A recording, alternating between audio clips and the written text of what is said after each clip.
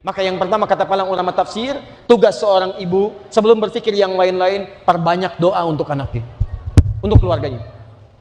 Ini Bu, kalau ibu sedang merasa lelah, penat, capek sekali, ya, anak kerjain ini, muncul lagi yang lain, ini lagi, kerjain lagi, dapat penat, capek, lelah, saat dalam keadaan itu ibu isi dengan doa. Jangan mengeluh. Jangan mengeluh, apalagi menuangkan keluh kesah dalam media sosial. Itu tidak melahirkan solusi. Anak nangis bikin status, kenapa anakku nangis terus ya? Supaya ibunya menenangkannya, bukan supaya mendapatkan komentar.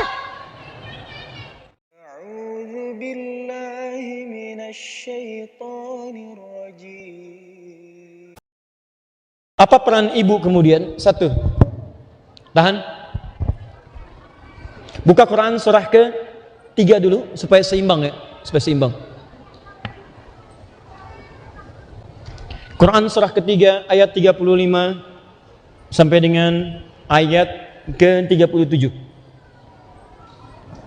Saya berikan rahasia, karena amalan ibu yang besar ini, itu tiba-tiba anaknya mendapatkan rezeki dari sisi yang tidak diduga-duga. Karena amalan ibu. Sudah? Dari ayat 35. إذ قالت امرأة عمران رب إني نذرت لك ما في بطني محررا فتقبل مني. Ada ayatnya? Baik. Innaka antas sami'ul alim. Fokus. Ingatlah, pelajarilah ketika istrinya Imran, laki-laki perempuan, namanya Hannah. Sejak mengandung anaknya itu dalam kandungan, beliau selalu berdoa kepada Allah Subhanahu wa taala. Catat Bu ya. Beliau berdoa kepada Allah, bermohon. Rabbi inni nazartu laka ma fi batni. Ya Allah, saya bernazar pada bayi yang tengah aku kandung ini. Muharraran fataqabbal minni. Aku siapkan ya Allah untuk aku didik, aku siapkan untuk menjadi hamba yang dekat denganmu. Hamba yang saleh dekat denganmu. Ada isyarat di ayat ini, jika seorang ibu sudah diuji dengan hadirnya keturunan, bahkan sejak dalam kandungan, apalagi sudah terlahir, maka yang pertama didorong, laki-laki mengerjakan ini, tapi lebih kuat pada diri seorang ibu, perempuan. Ingat, doa seorang perempuan, apalagi seorang ibu, awas Bu ya, hati-hati, itu akan sangat cepat dikabulkan oleh Allah ketika dipanjatkan dengan cara yang benar. Doa ayah terkabul, tapi doa ibu itu bisa 2 kali lipat lebih cepat dikabulkan oleh Allah Subhanahu wa taala. Jika dimohonkan dengan cara yang benar. Hannah, istrinya Imran, bermohon kepada Allah, ya Allah, aku siapkan anak ini untuk dekat denganmu. Tidak disebutkan Imrannya, padahal Imran juga berdoa. Tapi kenapa Hannah yang disebutkan di situ? Karena doa seorang ibu, apalagi dalam keadaan sedang mengandung amanah Allah, itu merawat itu amanah. Maaf, mengandung amanah, menyusui amanah, mendidik amanah. Suami itu punya pekerjaan di luar, makanya di rumahnya tidak maksimal. Ibu yang punya pekerjaan banyak di rumah. Karena itu ketika seorang ibu bermohon untuk kepentingan rumahnya, akan cepat dikabulkan oleh Allah Subhanahu wa taala dibandingkan dengan seorang ayah. Apa yang dimohonkan oleh Hannah? Taqabbal minni. Ya Allah, terima dari saya ya Allah, saya ingin anak saya ini dekat denganmu. Maka yang pertama kata para ulama tafsir, tugas seorang ibu sebelum berpikir yang lain-lain, perbanyak doa untuk anaknya, untuk keluarganya. Ini Bu, bukan main-main Bu. 1, doa. Tahan. Jangan putus. Malam tahajud doa. Habis sholat doa. Cuma cara berdoanya, awas, hati-hati. Nanti ada isyarat-isyarat, ada waktu-waktu terbaik dalam berdoa, ada cara-cara yang baik dalam berdoa.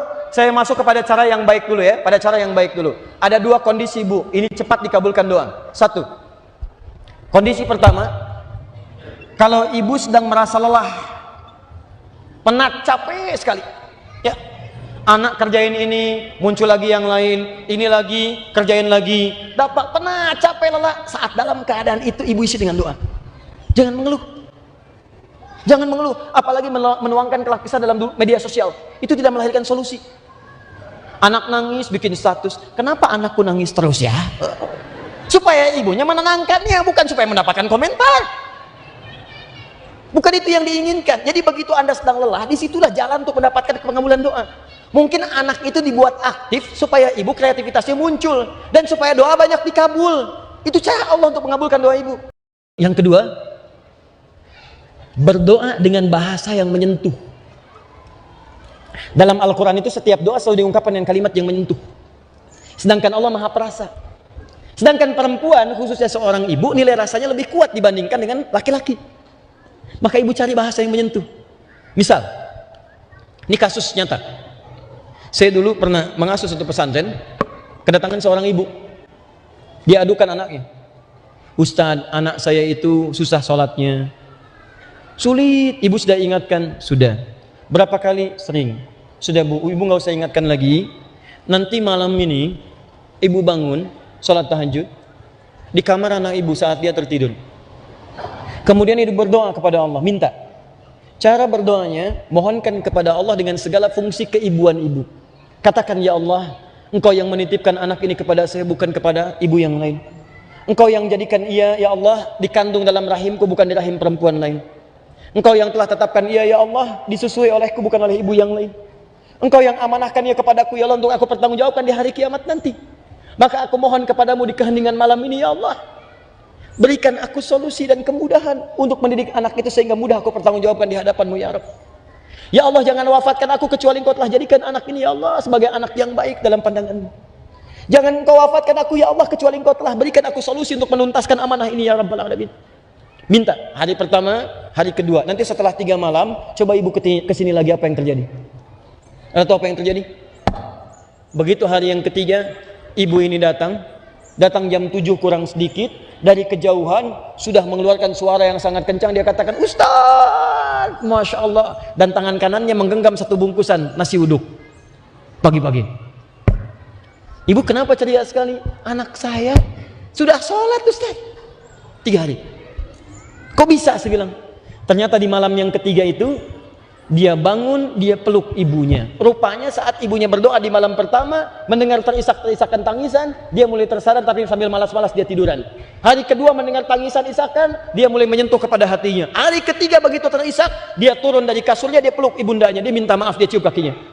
Maafkan saya, Ma, maafkan saya, Ma, saya dengar doa Mama. Saya gak sholat itu bukan karena gak sholat, tapi bukankah Mama juga sekarang baru sholat? Bukankah ayah begitu sibuk gak pernah ngajak saya sholat dan sebagainya?